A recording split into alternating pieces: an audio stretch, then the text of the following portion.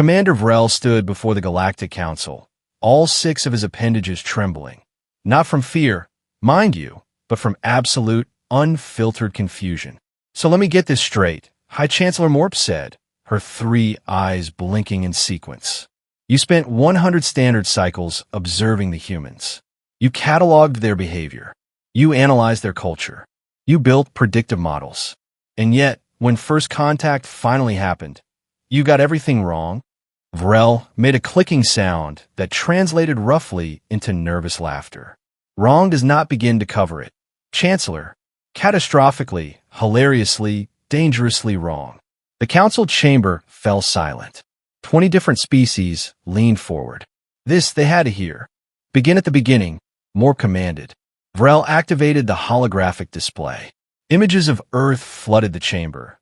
Blue oceans, green continents, tiny creatures scurrying through their daily lives. "We began our study in what humans call the year 2087, Vrell explained. "Standard procedure. Observe from orbit. Never interfere. Learn their patterns, decode their nature, predict their responses. Simple, right?" He clicked again, bitter amusement in the sound. "Oh, how simple we thought it would be." The first data set appeared. Initial observations were promising. Humans fight constantly. Small conflicts, large conflicts, conflicts over resources, conflicts over ideas, conflicts over absolutely nothing of value. Naturally, we classified them as a warrior species. Aggressive, territorial, dangerous, logical, one council member murmured. "Logical, yes," Vrell agreed. "Correct." His mandibles spread in what might have been a grin. Not even close. The hologram shifted. Humans building, creating, laughing together. We also observed remarkable care for their own kind. Hospitals everywhere. Schools. Social systems designed to protect the weak. So we revised our assessment. Perhaps, we thought, they were merely tribal, violent toward outsiders, protective of their own. Like the Corthians. Murmurs of agreement rippled through the chamber. "Still wrong," Vrell said, "because then we observe them rescuing animals. Not useful animals. Not food sources or work beasts. They rescued creatures that served no purpose whatsoever. They built shelters for them, fed them, spent vast resources on them." He paused. "We documented humans risking their lives to save animals they had never met, animals from different continents, different species." The chamber grew uneasy. Our xenobiologists nearly resigned. How does a species make sense when it kills its own over invisible lines on maps, yet risks everything for a creature that cannot even thank them? What kind of evolutionary path produces that?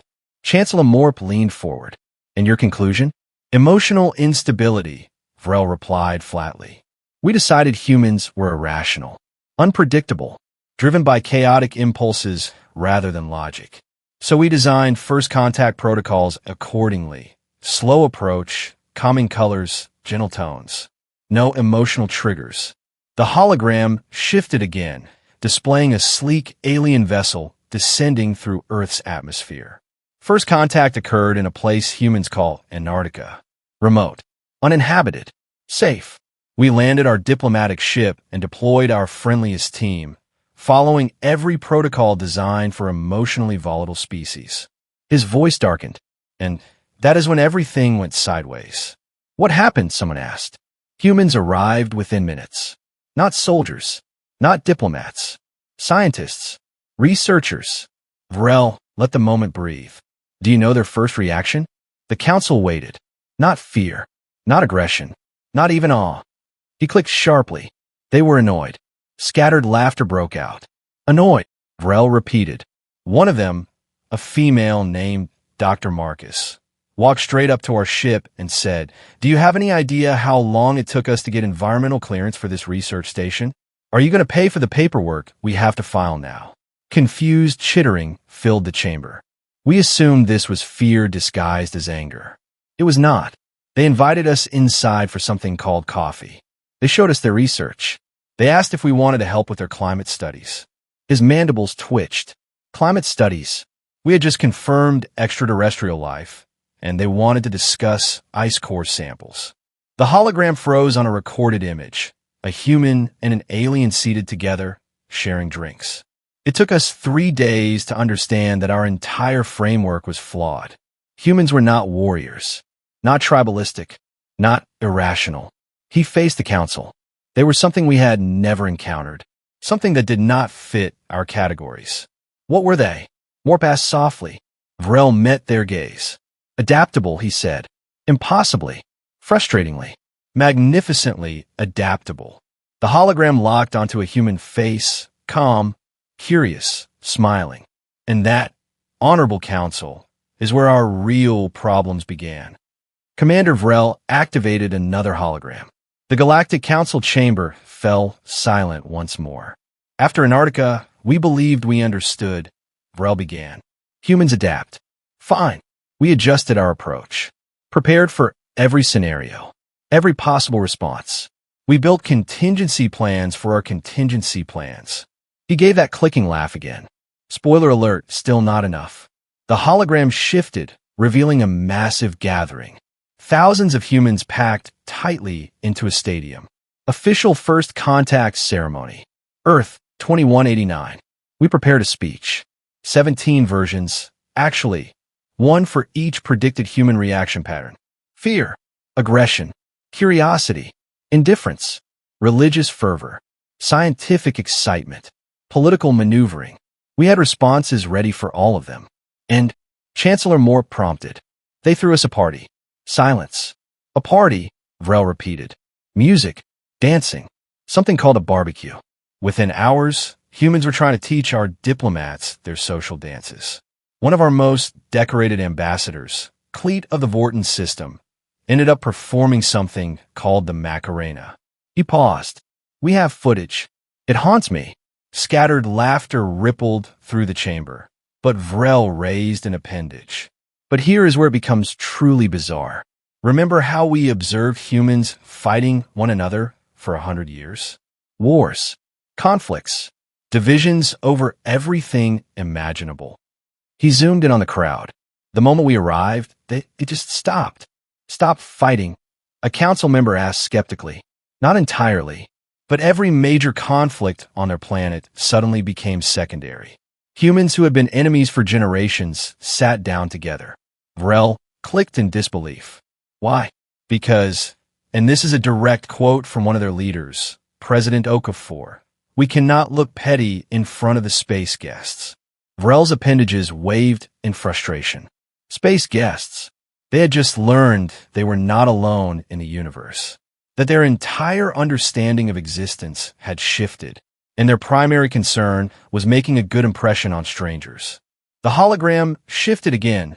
News broadcasts, social media feeds, street interviews. Our linguistic teams analyzed millions of human communications in the first week. Do you know the dominant emotion? He paused. Not fear of invasion, not cosmic significance.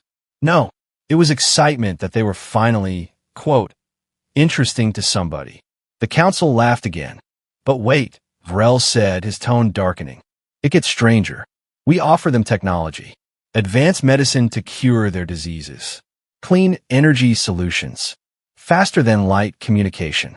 Standard first contact gifts. Every species we have ever encountered accepts these immediately. Every single one. He stopped. Humans debated it for 6 months. Gasps echoed through the chamber. 6 months. They formed committees. Held votes, argued about cultural contamination, economic disruption, and philosophical implications. Half wanted the technology immediately. The other half claimed it would, quote, ruin the journey. His mandibles twitched. They chose to suffer longer because they valued the process of discovery. Medical data appeared in the hologram. We offered to cure a disease called cancer. It kills millions of them annually. Painfully, horribly. We had the cure ready. Free. No conditions. His voice dropped. 23% of humans voted to refuse it. Why? Someone demanded. Because accepting it would put their cancer researchers out of work, Vrell replied flatly. They were worried about unemployment. In the face of a miracle cure, they worried about job security. The council sat in stunned silence. That is when I finally understood, Vrell continued. Humans do not think like us. They do not prioritize like us. They hold contradictions simultaneously and call it normal. They are selfish and selfless, logical and emotional, cautious and reckless, individually fragile, collectively unstoppable. The hologram, power down. We studied humans for 100 years and still misunderstood them because we tried to classify them. Warrior species, peaceful species, logical species, emotional species. He looked around the chamber. Humans are not a type. They're all types, always shifting, always adapting. Chancellor Morp rose slowly. So what happened? How did first contact resolve? Vrell's mandibles spread wide, this time in a genuine smile. They adopted us. Adopted? Yes. Within a year, humans had integrated 17 of our species into their culture. They learned our languages, tried our foods, shared their music, made us feel welcome, not as superior beings, not as threats. He searched for the word, just neighbors. He bowed to the council. We spent 100 years studying humans and got them completely wrong.